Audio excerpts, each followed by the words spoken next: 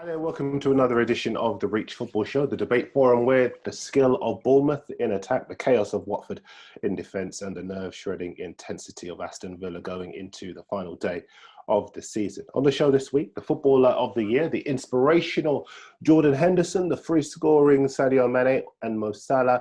Is it the class of Kevin De Bruyne or that Rolls-Royce of a defender, Virgil Van Dijk? Also circling the drain with 13 managers in the last 9 years. Is Watford's time up? Can Aston Villa pull off the great escape? And do Bournemouth stick with Eddie Howe?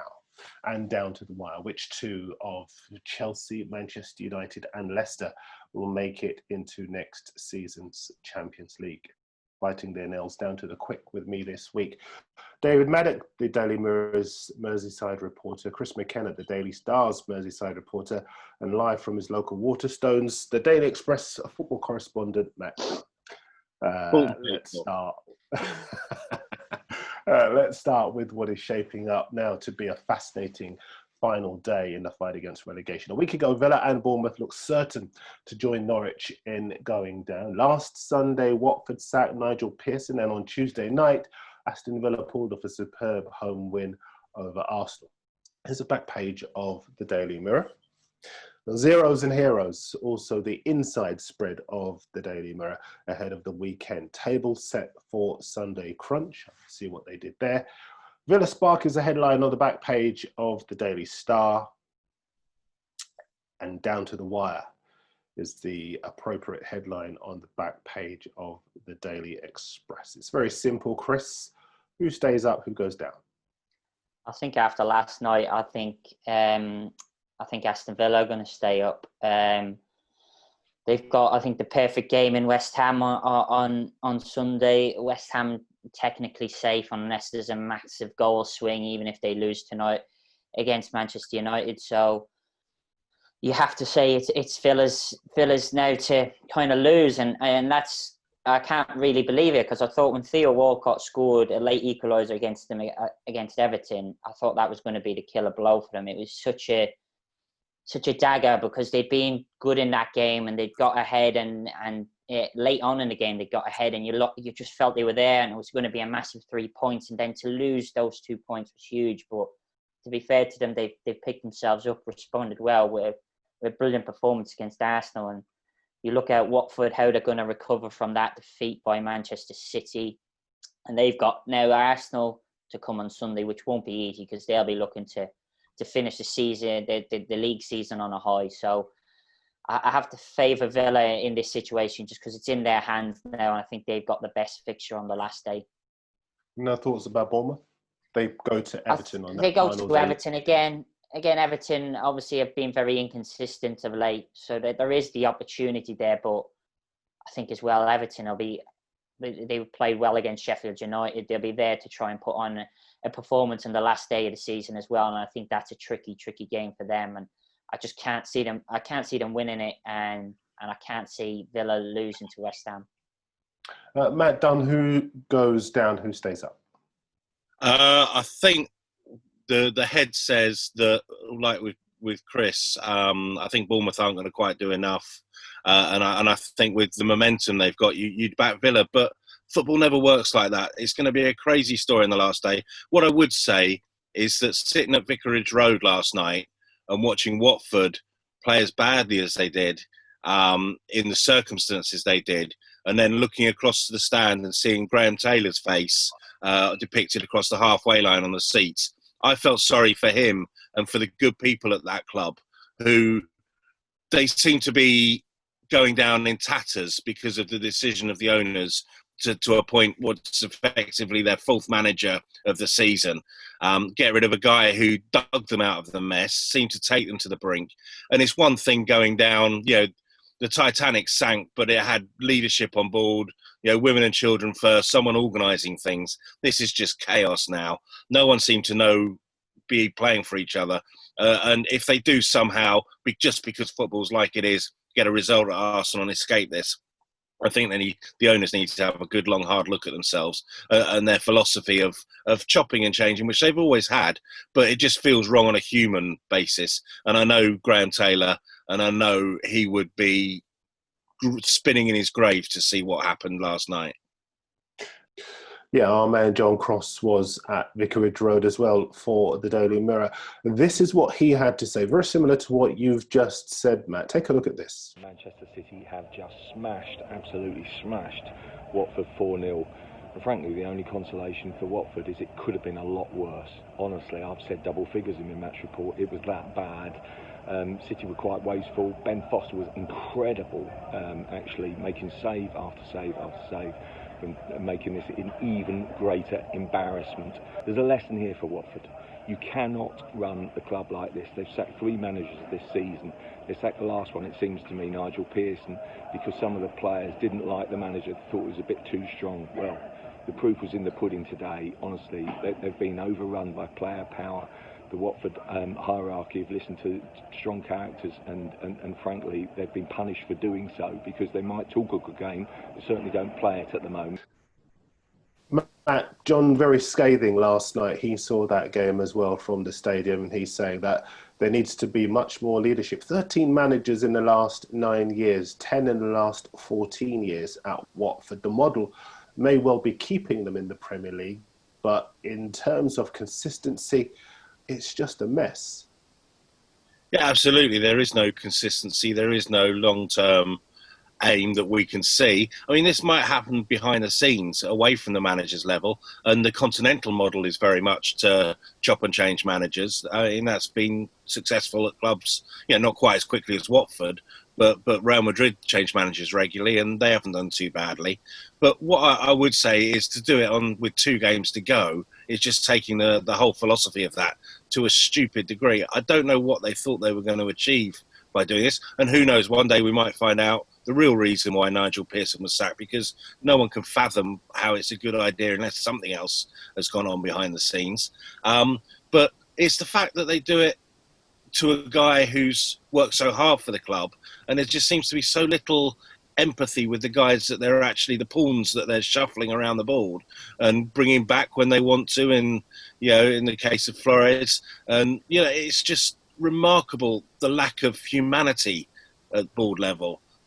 And players probably tap into that and realise that the manager's just somebody who's there for the short term. And so that probably explains why there is a lack of discipline. There are strong characters in the dressing room who feel that they can take the leadership on, and but not in a collective way. And it just seems so sad for a club that had always been a family club. The whole history of the club, from its progress through all the divisions, everything else, and it just felt dirty being there, watching a caretaker manager who clearly didn't have anything new to bring to the table. And why would he? He's playing Manchester City. That's hard enough anyway. But it was just the chaos and the lack of professionalism that really sort of stung last night, I think. Who takes over that? Well, it's the owners for doing what they did.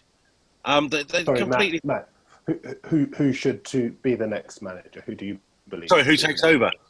Well, it depends what division they're in, doesn't it? And hey, the owners, if they wanted to appoint someone this week, who knows? Perhaps we'll have manager number 5 in place by Sunday. But the more intelligent thing to do is to wait to see how Sunday goes, see what division they're in, and then it depends on what their plan is. If they want to get back into the Premier League, they need a manager who knows the Championship. But the bigger question is, who would go there? Why would you sign up? You've got to be taking a chance on your career, because the chances are you're only going to be there for a couple of months. So you've got to go for somebody who's willing to take that kind of a risk. But you're not going to get a young project manager, are you? Because what's he going to do? He's going to manage the team for a first team for 3 months or whatever, and then the owners may decide it's good enough. Even if it looks good enough, they may still decide you're not up to the job. I think they're going to have. They'll always get candidates, but not necessarily the right ones. David Maddock, same question to you. Who takes over at Watford, and also who stays up in that race against relegation, and who goes down? Watford go down for me. They made a disastrous decision to get rid of the manager with 2 games to go, and you could see that in the performance. And who they get, honestly, I can't even imagine who they're going to go for. I presume it will be a manager that they has connection with some of the other clubs that they have, as they've done in the past. But clearly, we've seen this season it hasn't worked, and they've made a succession of bad decisions, and the latest decision is probably going to cost them their Premier League status, I believe. Okay. Of the 3 teams that are fighting against relegation, in fact, all 4 teams, a very similar question to the one I asked Matt a second ago. What do you believe Bournemouth and Villa should do once this season is over? Should they stick with Dean Smith and Eddie Howe, or do you believe that there should be changes at those clubs as well, regardless of where they finish? No, I don't. No, not changes. No, I think both clubs have to stick with their managers for very good reasons. I presume one of them will be relegated, and it's too often in football. There's this idea that you have to make changes as soon as things go wrong. But I think over the history of football, the success comes when you have consistency. You maintain the sort of an identity. I'll give you a great example.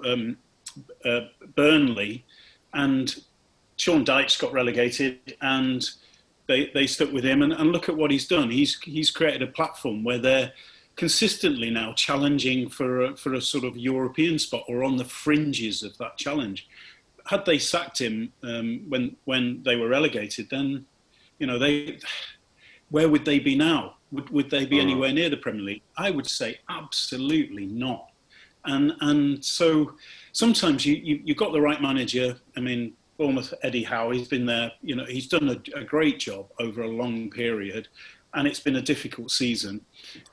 There have been some mitigating circumstances, so you can understand. I mean, obviously they don't want to be relegated, but if they were relegated, who would be a better manager to bring them back? And for me, he knows the club, he knows the players.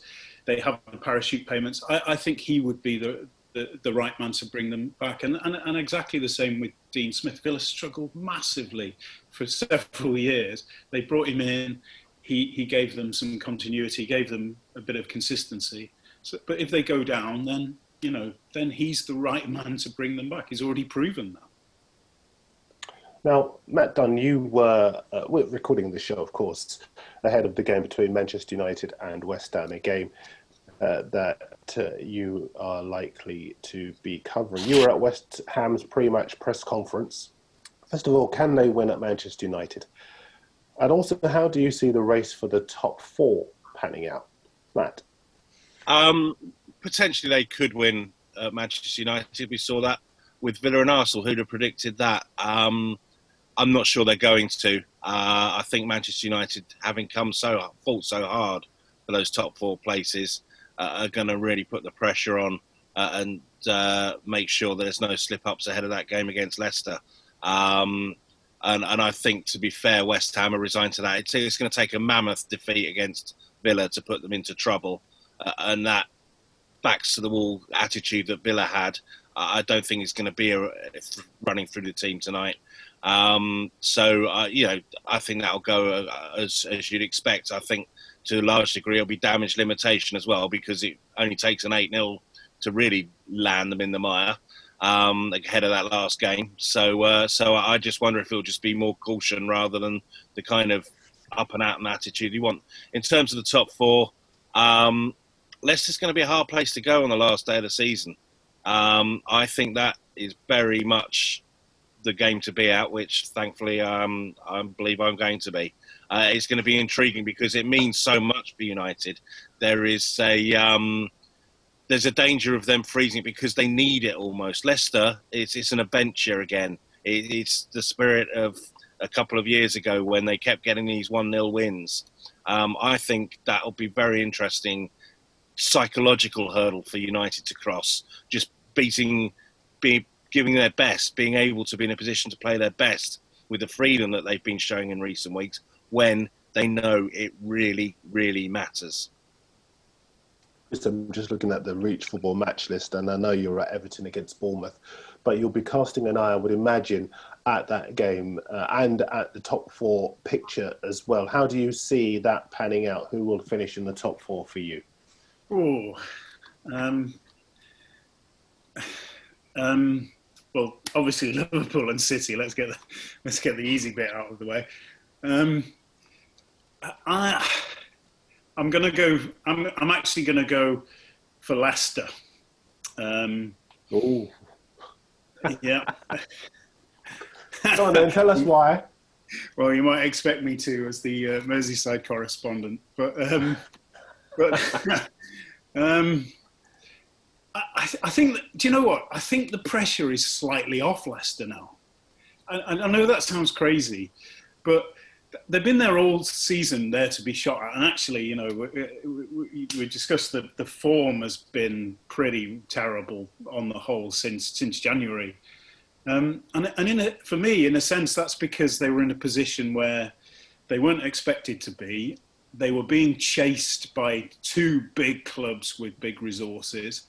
And I think that kind of pressure got to them. And I think in their final game, and I will be keeping an eye on it, you're right, Darren, their final game, I think they almost go into it now. It's sort of like, it's very difficult to describe this, but with the pressure off, almost like the underdogs. They are the underdogs again. You know, they're not expected now to win, to hold on to fourth place. They are expected to be beaten and to be valiant losers, just miss out. And I just think I've seen it before. Sides when the pressure's on, when they're being pursued, they start to struggle. But then suddenly things change. And you know, they don't quite feel the same pressure, and they can play with freedom again. And actually, that's what Leicester have to do. They've got to go into that game with the mentality that they had earlier in the season, which was playing with freedom, playing with a bit of belief, not worrying, because they weren't worried about their position at that time. And I think certainly since the sort of middle of January, they've been very worried about their position, and you can see it. And now they can't. You know, they've got to go in and just play with freedom. I actually think they will. So that's why I'm going for the slightly controversial pick. Chris McKenna, you're at that Everton game as well. I'd imagine you'll be looking over David Shelder. Yeah, I'll be keeping an eye on it, and I think as well that people are maybe thinking that Chelsea are maybe already there. They've got two very tough fixtures, and tonight against Liverpool, their title party, they'll be up for it. It's not going to be an easy game to get a result out of. If they come away from that with nothing, they're going into a game at Wolves where, when you mentioned the pressure that's on Manchester United, there's going to be a lot of pressure on them, and the goal difference isn't very favourable for them either. So they need to win one of these last two games, and it's not going to be easy. I think they will. I think they'll possibly get 3 or 4 points from these last two games, but it won't be easy. So I think Manchester United have to be the other favourite. I think the fact they should beat West Ham this evening, and if they do, yes, they go to Leicester and there's a big pressure on it, but they don't have to win it. A draw will be enough for them if they win tonight. And I think that kind of will take a bit of the pressure off them.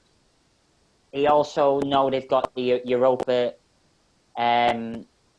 League as some sort of safety net, because I know there's a lot of games still to go on that, and that won't be easy, but that'll maybe take some of that pressure off. Obviously, it'd be easier to do it in the league, but you have to hold a gun to my head. I would say it'll be Chelsea and Manchester United who get in that top four.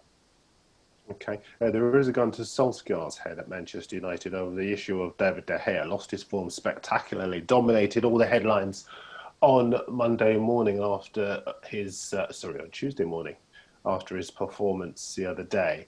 Who is under more pressure going into these final two games of the season over the decision as to whether De Gea plays? Solskjaer or De Gea? I think it is. It's a big decision for Solskjaer because it's such a momentous one to change a goalkeeper, and it can always backfire whichever way he does it. If he decides to keep faith with De Gea and he starts next season but with a few more blunders, then it looks bad. If he brings in Henderson and sells De Gea or puts De Gea as number 2 and sells Romero, and Henderson makes some errors, then people are going to say, oh, why did you lose faith? It's not an easy one, and it is on Solskjaer. I mean, there will be a lot of pressure on De Gea, and you've got to look at, he seems to have some sort of football's version of the kind of yips that you would get in golf, that where he has all this ability. We've seen his ability. He is a brilliant goalkeeper, but his mind seems to have just like gone on it, and whether it's a mental thing, it just seems to be that, and he needs some sort of, maybe even a break, that it mightn't do him any harm. If you remember back, I know it was his last season at Manchester United, but Peter Schmeichel in 1999, when they won the treble, he made a few big errors early in that season, and Ferguson took him, sent him off for a week's holiday, I think around December, January, and just go clear your head because there's something not right. And maybe De Gea needs that, maybe just a period out of the team that Romero comes in or Henderson comes back and comes in, and then put him back in, and that it might recover. But as we've seen at Liverpool, some keepers just don't recover. Loris Karius, his were a lot more high profile, obviously, his errors, and he never recovered from that. So it's going to be a big challenge for De Gea's kind of mental strength. I think the pressure probably more on Solskjaer to make this decision because it's going to have such a long-term effect on the club. But it's like another Watford. Sorry, Darren. It's like another Watford situation, isn't it? You don't sack your goalkeeper with 2 games to go. Oh no, I wouldn't change it now. Definitely not. I'd leave him now, but I'm talking about next season. They should have, yeah, exactly. They should have made it before he started chucking crucial goals in, or wait till these 2 games at least, decide what you're going to do in Europe, and then take a reasoned look at it. But I think he's got to go with him for these 2 anyway. Who's under more pressure in that situation for you, Matt? Is it De Gea or Solskjaer? Oh, well, in the 90 minutes, De Gea's under the pressure because he knows everyone's watching his every move. But that hasn't stopped him making gaffes recently, and it's not going to stop him again. There is a chance another one could go through him in the next 2 games. He could also make a fantastic save and go the other way. That's the nature of goalkeepers. Solskjaer's under a certain amount of pressure if he doesn't sort his goalkeeper situation in time, and it starts being an issue next season because he's had the alarms sound, and if he doesn't address it over the summer with either Henderson or recruiting from outside or getting De Gea refreshed and back and on top of his game, then that's when questions are going to be asked about his ability to manage. Okay, David, who's under most pressure? Solskjaer, De Gea, and what would you do in his situation? Okay, well, I mean, obviously, you'd stick with De Gea now, you have to. And for me, actually, in Henderson, they have a fantastic young goalkeeper, but people have perhaps overlooked the fact that he has made mistakes this season himself at Sheffield United, a couple of high-profile ones. Goalkeepers do make mistakes. It's just that, De Gea has made a few recently. I mean, consistently, he has been the best goalkeeper in the Premier League over the last sort of previous, maybe 5 of the previous 6 seasons, something like that. So I think, David, you said obviously you would stick with De Gea for the last 2 games. Why obviously with Sergio Romero there? Well, because you're on well, first of all, they're at home in the next game. They're going to be doing a lot of attacking. West Ham will defend, so you're not going to have that pressure on him, I don't believe. But the point is, you've got to show some faith in a guy who has been the best goalkeeper in the Premier League over probably the Premier League's best keeper in the last decade. So you can't just say, okay, he's how many mistakes? 2 mistakes the other night. He made a couple of other mistakes this season. He's made, a few mistakes. Other goalkeepers have made big mistakes. Lloris at Spurs has made some big mistakes this season, but he's also made some great saves. So, that's the nature of it. in the longer term, they've got.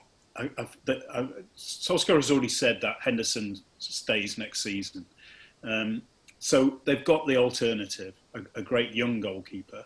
He doesn't need to play every game. De Gea can start the season, and then he can go.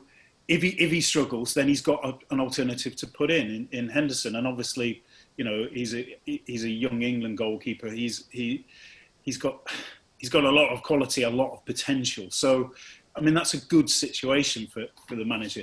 And I just wanted to say, you look at the situation at Liverpool, and they're not in a position that Manchester United are in this season or next season.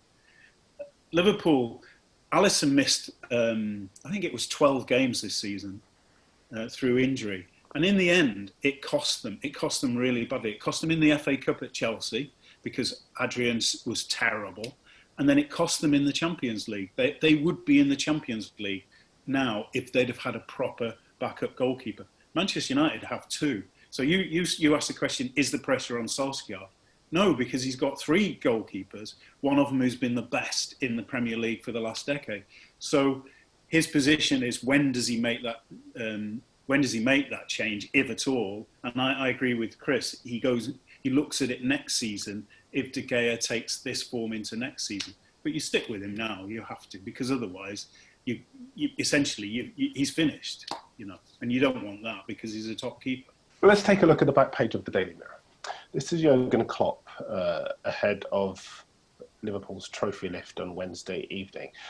And this is your story, David, in which he says that it will cap one of the biggest football stories ever. Just to quote him, he says, "The moment when we get the trophy is 100% what it's all about in this wonderful sport. It is one of the big stories in football history." Now, already some people have scoffed at that comment and say, what about Wigan? What about Leicester winning the Premier League title? It's a big story for Liverpool, but not in football history. What would you say to that? My answer would be one of the biggest stories in football history was when Manchester United went 28 years, was it, without a title, and then Sir Alex Ferguson won it. And that will always be remembered. It will always go down in football history. And I think that's what he means. It's like the big clubs, when they go for such a long time without the trophy, then when you finally achieve it, it writes a historic story. So I don't think he means that, this is the greatest league win of all time. I think he merely means these moments at clubs, iconic clubs, and you know, you look at other sports, like when the Red Sox won the World Series for how many years was it? About 712. Those write their own history, and they will always be remembered. And I think that's what he means. And also this was the season when we had the coronavirus, when, you know, the football was delayed, and we even played football in wartime in the UK, and yet, you know, it was stopped here. So in both of those senses, that's what he means, as it being a written in history. I think that's what he means. Chris, agree? Yeah, I think so. It's obviously not the biggest ever title win or the best ever story in football. Leicester is one of them. Manchester United trebles and ending their wait for a league title, all of that same in the same pot. I think it is more the fact that everybody for the last 30 years in football has been, no matter where Liverpool have been in the league, have been like starting this clock, whether it was in the 90s, it's 5 years, it's 10 years, and then it's 15 years, even when they were 7th and 8th, and people are thinking, well, you're still talking, when are they going to win the league? When are they going to win the league again, even though they weren't even close for a lot of those years to challenge him? So I think that's what he means. It's like, it's been such a big thing in English football. It's like, when are Liverpool going to get back to being the champions, because they dominated for so long in the 70s and 80s. And I think that's the kind of sense that this is the culmination of that big kind of story throughout all these years, that now this is finally the ending of this chapter of it. Obviously he'll want more, but this is the ending of that kind of long, arduous journey they've had to get to this point.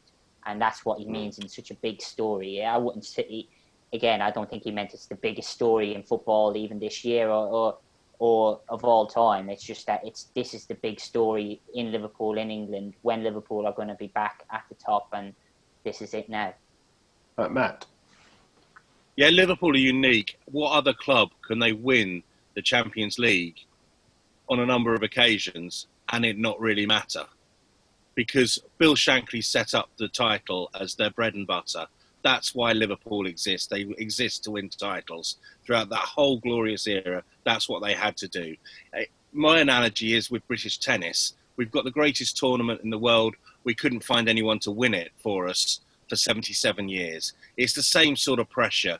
Tennis became a laughing stock for its failure to do it. Liverpool were in danger of becoming a laughing stock for not being title winners. You know, Bill Shankly said it's your bread and butter. You can't even win it. You know, that's the best team in the land. You can take your Istanbul and whatever, but you can't win a title. And through all the heartache and the near misses, the fact that Jurgen Klopp's finally done that, it's kind of an epic journey story that lasted 30 years. That's what he's alluding to. There are better storylines, but you know, you go and watch it at the cinemas when they're back open. Listen, we're Liverpool heavy in this section of the Reach Football Daily. I want to come back to you, David, because we have a section in every show, you the manager, where you are the chairman where you are the guy in charge of the football club. You have to make decisions about the football club. Appropriately enough, Liverpool this week, and you can be the chairman. You can be John W. Henry if you like, but you've got to decide what you do in this summer transfer window. How do you improve on what has been a superb season for the club? I'll give you some scenarios. You tell me whether or not, as the chairman, you want to go for them or whether you maybe want to politely decline and move on. We'll start with Thiago Alcantara, 29 years of age, one of the few players lots of people believe could improve the Liverpool midfield. Is that a deal, chairman, owner, that you'd be prepared to do?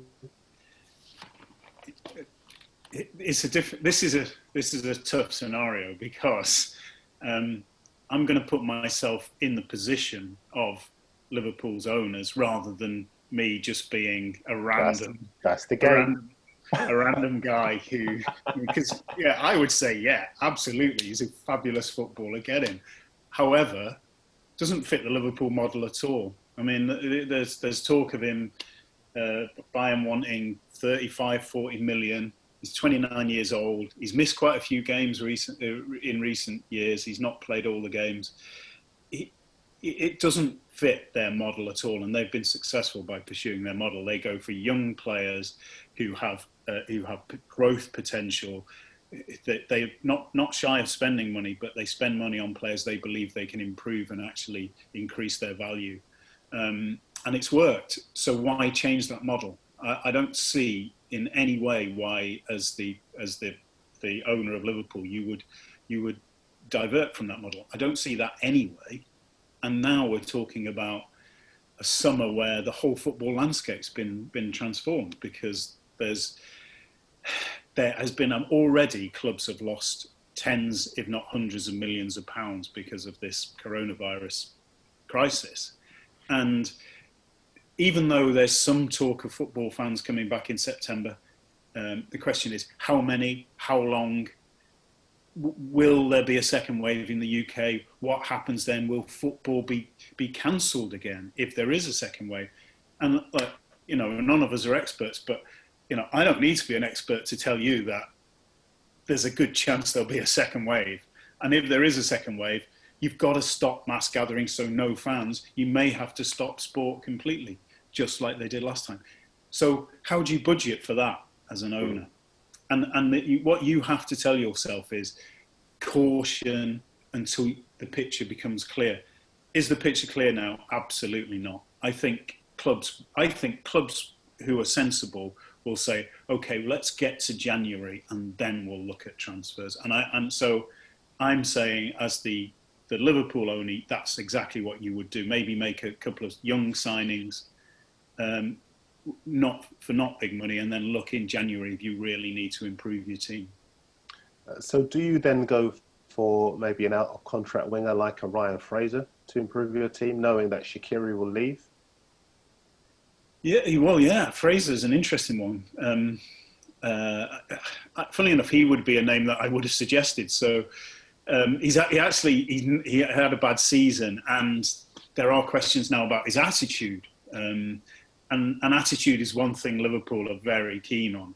So if those questions about, and I don't know the player, but if those questions about his attitude are correct, then Liverpool wouldn't go for him. But it's that type of player possibly, and they've got, for instance, they've got Marco Grujic out on loan in Germany. He's a very talented, youngish. He's 23 now, I think, midfielder with still some potential. So maybe they just bring him back for a season to see whether he can fill, say, Lallana's boots or Harry Wilson even. So they have options. But yeah, that type of transfer, I would say, you look for someone. Fraser's a good example because he seemed to be on the verge of making a breakthrough to top level or upper level of the Premier League, and then he stalled. So you look at the reasons why, and possibly you make a decision on that. Two more for you, Chairman. At centre-half, we know how good Van Dijk has been so far this season, well, throughout the last two seasons. But if he gets injured, we do lack that leadership at the heart of our defence, assuming I'm the manager talking to the Chairman. Do we go for Kalidou Koulibaly? No chance. No chance at all. The money being spoken about, again, he's 29 as well, I think. The money being spoken about for him is lunacy. There's no way. There's no way Liverpool spend that much money on an aging centre half who, when they've got three very good centre halves already to play alongside Van Dijk. But excuse me, Chairman, you just that's the point, isn't it? To play alongside Van Dijk, but if Van Dijk isn't available, don't we want to be strong in the Champions League as well as the Premier League? No Premier League team has two Van Dijks, and you look at Manchester City; they struggle because Laporte got injured. What happens is you assume he's not going to be injured. If he does get injured, then you have to go out and buy someone, but you hope that your other three or even four centre halves can do the job in the meantime. And Liverpool have Lovren is vilified, but he got to the World Cup final. Matip played in the Champions League final, so and won it with Liverpool. So these are not bad defenders; they're actually top-class defenders. More you, the manager, next week, Matt Dunn. I think you're going to be your turn. I think so. Maybe we'll get you reviewing the situation involving one of our top Premier League clubs next week. In the meantime, let's look at the Footballer of the Year award. Cards on the table. I think it should be Van Dijk, because if you take other players out of the team, Liverpool can still win. I think Van Dijk gives the leadership and provides a platform for the Liverpool's offensive players to go and do what they do best. Where do you all stand? Start with you, Matt. Right, well, I took a huge step back in my FWA vote, and I thought if this year we can't recognise what footballers mean to the wider society, I'm not sure whenever we can. And my vote went with Marcus Rashford because of what he showed footballers can be, rather than because he was the best player.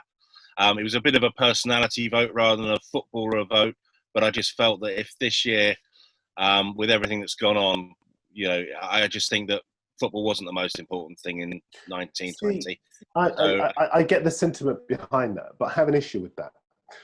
It's almost like the Sports Personality of the Year award. Mm.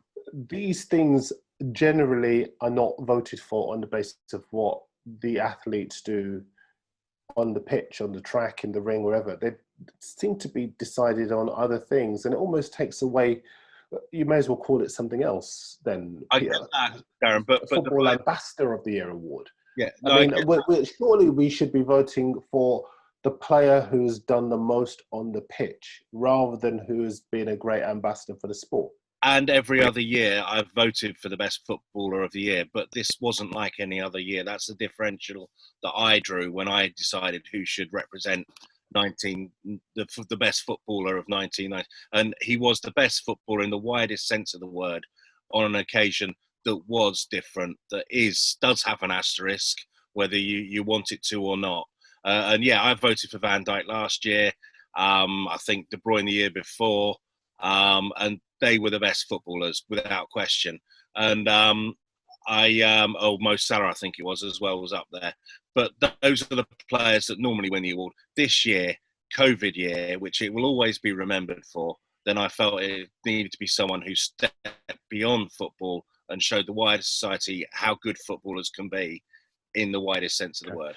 What's the difference between Marcus Rashford and Jordan Henderson, Mark Noble, Troy Deeney, and all of the other captains in that Players Together movement who also made contributions to the NHS and to other charities as well?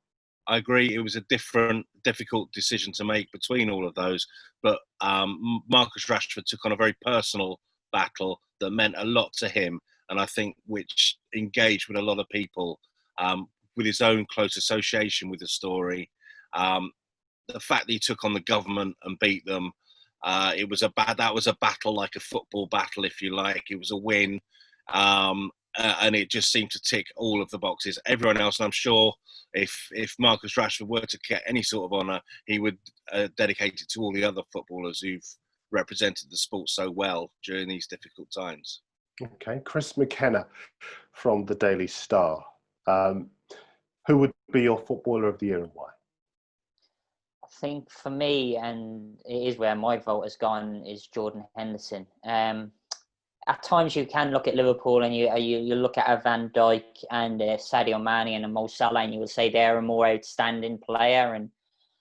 But in a lot of the big games this year, he's put in performances that have been needed in the Liverpool team. Not doing the stuff that's going to get the highlights on Match of the Day or even the whole basis of a match report written about him. But he is vital in that midfield, and I think we've seen it in games where he's not played. I think Watford was a game that they obviously lost. I think last week against Arsenal, I think they missed him in that midfield. And what did they miss? People will scoff at him and will say, well, how can you say he's a better player than Kevin De Bruyne? And how could you say he's more important to Liverpool than Virgil van Dijk? It is. But I just think it's sometimes to get over the line in a title race, or they haven't just got over the line, but to push on, you need something different in midfield. And I think he just does a job. And he's shown this year and the last year as well, since Fabinho's come in, another side of his game. He's had to adapt into a different role on the kind of more of the right side of midfield and being more of a link between the attack and Fabinho. And I think that shows his versatility. And obviously he's a selfless player. He'll do the jobs that a lot of people don't want to do. And going back to Matt's point, in these tough times, he has led the Players Together campaign. And that, I think, has to be recognised as well in part of it. And that adds to it. But to be honest, I would have voted for him before coronavirus and everything anyway. So I know people will say Kevin De Bruyne, and he probably has been, when you look at it as the moments that you will look at highlights, the passes he plays, he's an outstanding player. But I think to really, he plays in a team that should be challenging for the title, and they haven't challenged for the title this year with Liverpool. So I think you've got to go with a Liverpool player. And for me, it's Jordan Henderson. Do you believe, just stick with you, Chris, for a second, do you believe that perhaps we take Van Dijk for granted because he is so good? Possibly. I mean, I don't think Liverpool take him for granted, because I think they would know if they lost him for 3 months of the season, they would lose a lot more points and wouldn't progress in the Champions League. And I think maybe, because he's been so good, especially last year. He has been amazing this year, but I don't think he's been as good as last year. But that's not saying he's dipped or Van Dijk's out of form or anything. I just don't think he's reached the same unbelievable heights as he did last year. See, I'm pressing you a bit, Chris. He's still a brilliant player. I'm pressing you, Chris, because Liverpool have conceded the fewest Premier League goals this season. They've won 2 games in the last 2 seasons on the way to winning the title. And if they don't have that leadership at the back, we've seen it before in preceding seasons when they were 25 points behind City. to bridging that gap to just a point, to leaving City in their dust because of that leadership in the back, at the back. And I think that there is a stronger case to be made for him and his impact on the pitch, as brilliant as Henderson has been, than Henderson. Are we not in the realms of a PR award if it goes to Henderson, rather than a pure footballing award if it goes to Van Dijk? In a sense, yeah, possibly, but because of what he's done, like not outside of football with players together. But when you say you take a player out of the team, you take that Jordan Henderson out of Liverpool, and is their midfield as good?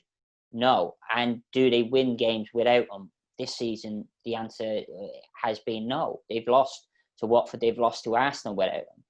So yes, I'm not saying they wouldn't lose games if they lost Van Dijk, and he is probably. Well, he is Liverpool's best player, and he is the world's best defender. But I think you can look at other players, and I think you can judge Player of the Year on a player's kind of development and other things he's done and the other things he brings to a team. And I think this year, Jordan Henderson has judged, for me, in big games, done stuff that if he didn't do it, Liverpool wouldn't have won those games. I'm thinking of Man United game back in January or December.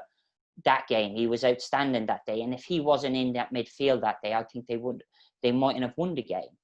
And I just think he has been such a key role. And yeah, maybe it is PR, but you've got to look at. I think a player's journey should be rewarded. He's come from the fact that he was almost sold to Fulham as a make weight for Clint Dempsey. I mean, that is and look at what happened to Clint Dempsey's career since then. That does not get much lower for a footballer after. I think he was there for 12, 18 months, and he's been told, oh, you can go to Fulham, mate. You're not good enough to play for Liverpool.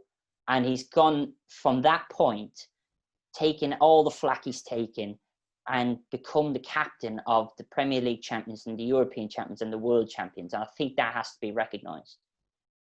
Yeah, he is a fantastic leader. And I think whatever the debates are, would be churlish not to recognise the fact that he's been a brilliant ambassador, not just for England, not just for Liverpool, but for England as well. So I do agree on that. David Maddock, where do you stand on the whole issue, and who would be your footballer of the year? Well, two points. One, it would be a delicious irony if Kevin De Bruyne won it this year when Liverpool have been so dominant in the league, because of when City got 100 points and Mo Salah won it. I thought that was slightly unjust. So, and De Bruyne is a wonderful, for me, actually the best player in the world right now, De Bruyne. Absolutely love watching him. And so I would almost be tempted to vote for him. But I'm not. I haven't. And the reason is because I am actually going to agree with Chris. And it's got nothing to do with the publicity, the sort of the nice pick. But I'm going to go for Jordan Henderson because of his leadership. He is the player there, along with James Milner, who sets the tone at Liverpool, who in training every single day, it on the pitch, off the pitch, sets standards that have allowed Liverpool to get 97 points and win the Champions League last season, win the league with a record 7 games to go this season, win the World Club Cup, win the Super Cup. That he is the man responsible, along with James Milner, for that.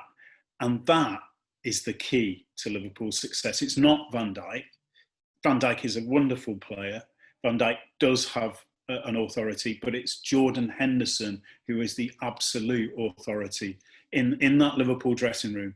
And without him, Klopp couldn't implement everything he wanted, because Henderson has that drive, that desire, that absolute command of that squad, and he sets a standard which I've not seen at Liverpool for such a long time, and that's why they've won the league. That is the why, because now they have a culture there that is reminiscent of the great teams of the 70s and early 80s. I mean, people have said, try to compare Henderson with Steven Gerrard as a captain. I'd say go well beyond Gerrard as a captain. I'd go back to the Souness, Emlyn Hughes captaincies, and I think he is reminiscent of those two players in the influence he has on the team. And that's elaborate on that, Dave. In terms of the influence, what do you mean for younger people, for example, who may not have seen either of those two players play? Emlyn Hughes won 2 European Cups as captain of Liverpool and won, I think it was 4 leagues. And he was, and people won't remember him, but maybe from Question of Sport they might remember him. But he was not the best player in the team by any means. He was a dynamic, aggressive, enthusiastic leader. He had incredible leadership qualities. Shankly made him captain. Paisley kept him as captain. That's how strong as a leader he was. In fact, he replaced Tommy Smith as captain at Liverpool. So his enthusiasm, his leadership set the tone during the 70s. Liverpool didn't finish out of the top 2 from, I think, 1971 through to 83, I think it was. And he set that leadership. Now, Graham Souness took it to another level. We all know Souness. We know his desire, his drive. He was a great player, and people forget this. What a great player he was. But as a leader, he was phenomenal. And Henderson, to me, reflects those two characters. He doesn't necessarily have to be the best player, but you've got to have the best leader to get to that situation that Liverpool are in. And there is a reason they're there, and it is Jordan Henderson. He sets the tone. And then it allows these wonderful players, Mo Salah, Sadio Mane, all contenders should be recognised. Obviously, Van Dijk, as you've pointed out, is the best defender in the world by a mile at the moment. But Henderson, how do you choose between those three? You can't. But Henderson defines himself because he has created the environment. Obviously, with Klopp, Jurgen Klopp has done that. But Henderson is the leader in on the pitch, in the dressing room, off the pitch, in everything he does, and he deserves recognition for that. Just a couple of final questions. First of all, on the trophy itself, Liverpool. I know you guys are going to be at the trophy lift when Liverpool play Chelsea. We're recording this ahead of that event. Do you believe that the trophy should be? There is a bit of a distance, isn't there, between Liverpool winning the title and now? It's now what, a month since they were guaranteed because of Chelsea's win over Manchester City to win the title. Has some of has the moment almost been? Have they been robbed of their moment? Is there too far a distance between winning the title and then receiving the trophy? Would you prefer it maybe to be given at the subsequent home game, so that it's a bit closer to when they've won it and people aren't maybe a little bit underwhelmed after the moment? To be honest, it's there for a reason. And Liverpool have won the league with a record 7 games to go. That doesn't happen, obviously, because that's why it's a record. So in history, it doesn't happen. It's only a couple of games normally. I mean, quite often it comes down to the final game. So it makes sense to have it at the end of the season. But you're right, this season, because it's a unique season, it is too far away from when they won it. And actually, Klopp said something yesterday in a press conference. He actually said, as a manager, I don't want the drama of a final day. I don't want it to be a cup final. I want to win it nice and early. But then I didn't actually account for winning it this early, what would happen to us. And he's right. Look at Liverpool now. It's very hard to maintain intensity and desire over when you've already won the league with 7 games to go. And obviously it does delay that trophy presentation.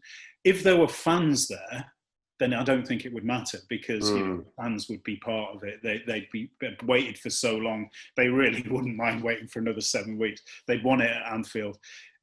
I mean, remember, they didn't actually play when they won the league, so it would have been slightly strange anyway. And then and there was a big gap to their next home game after that.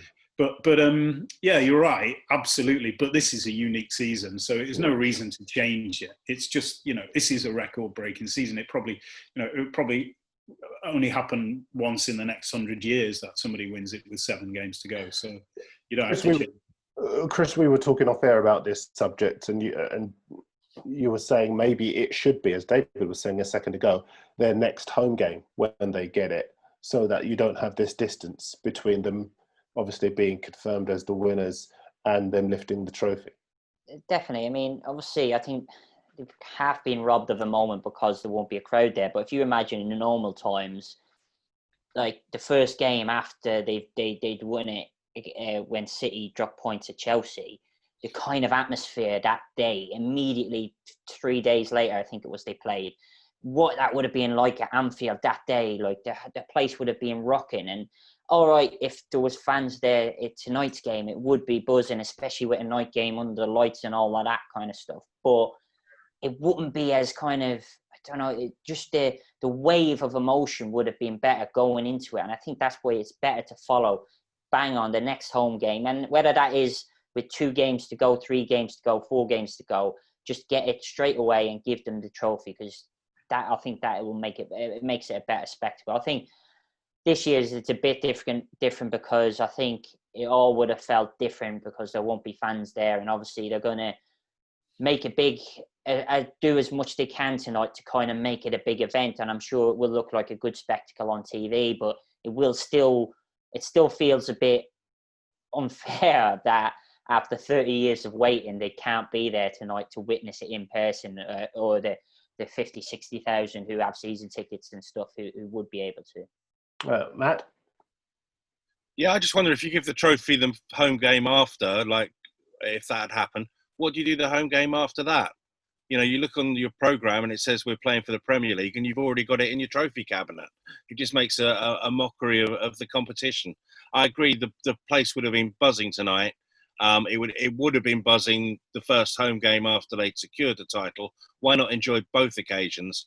I think giving the trophy to someone halfway through the season, which is what it felt like with Liverpool winning it this early, it's just a nonsense. Save it for the final thing. They know they've won it. Let's the last day of the season. People buy tickets for the last day of the season for the reason to say their goodbyes. Keep it for them.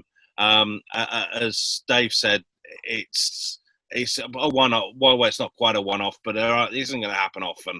Yeah, I don't particularly have a problem with it being that last home game. And hopefully next year that'll be with fans in the stadium. Guys, are we worried that fans, stick with you, Matt, are we worried that fans might congregate outside Anfield? Everyone said they wouldn't if they won the league, and they did. And it looks very much as though they might, again, despite what the police are saying. Where will you watch it? And are you concerned, Matt, that fans might decide that they want to go out and mark the occasion in the streets around Anfield? Well, I think there will be fans out there. The police aren't, they're taking precautions appropriately. You just hope that common sense prevails. Perhaps there is some sort of middle ground where the fans that do turn up behave responsibly as responsibly as they can do, given that they're not actually supposed to be there. It just brings home again just what difficult times these are. It's perfectly natural that fans want to congregate to celebrate something. It's also perfectly natural that if we're going to beat this disease, we need to stay apart.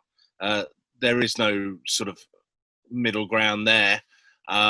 I just hope that it goes off well and the evening isn't spoilt for the people who've done the hard work, which are the players on the pitch lifting the trophy. Quick word from you on that as well, Chris. Yeah, I think obviously the scenes after they won at Anfield and the night after in Liverpool City Centre were wrong, and I think that wave of emotion hopefully is kind of gone now that they've had it, and the restrictions are being relaxed, so people maybe can go to the pubs to watch it and stuff like that. So I'm hoping that there's not like another mass gathering, and I don't think there will be. I think the problem they have, though, is that Anfield is right bang in a residential area, so you're going to have people out and about because it's their area. They live there. They've got a house there, and that'll be difficult to kind of police it. But I don't think you'll see a repeat of those scenes, and I hope not. I think people now know that it's being won, and they've celebrated and they've moved on, and the club have done a good job with their message, and the police have been very strong with it, with basically saying that, look, you risk falling foul of the law if you do breach social distancing, and it'll just have to be policed well, and hopefully it all goes off smoothly. And as Matt says, we don't want anything to spoil what should be celebrated for them, which is their title win, and don't want any negative headlines afterwards that anything's spoiled what has been a fantastic achievement in very difficult times as well. Last word with you, David. It's a difficult subject. There weren't many fans outside Anfield when City drew at Chelsea. There were a few. The next night in the city, the scenes were terrible, but not making excuses because it was wrong completely. But that was after a long lockdown period when there were a lot of issues with governments setting the wrong example, and people in young people, and I call them kids, just like teenagers, 20-year-olds, they've been stuck inside for such a long time, and they'd seen like Dominic Cummings doing what he did, and they're like, well, why should we bother? And Liverpool win the title. It's an excuse to go out, and that happened. I think now, as Chris says, the pubs are open. I if anything, I would say it probably wouldn't be outside Anfield. It might be in Liverpool city centre, but I think the celebrations have already been there. So hopefully, and we would all urge that people don't do that. Don't go out and have those gatherings, because it potentially, as Andy Cook, the Chief Constable of Liverpool Merseyside, said yesterday, it's putting people's lives at risk potentially, and it is, and just bear that in mind and remember that. A really good, safe, sensible note to end it on.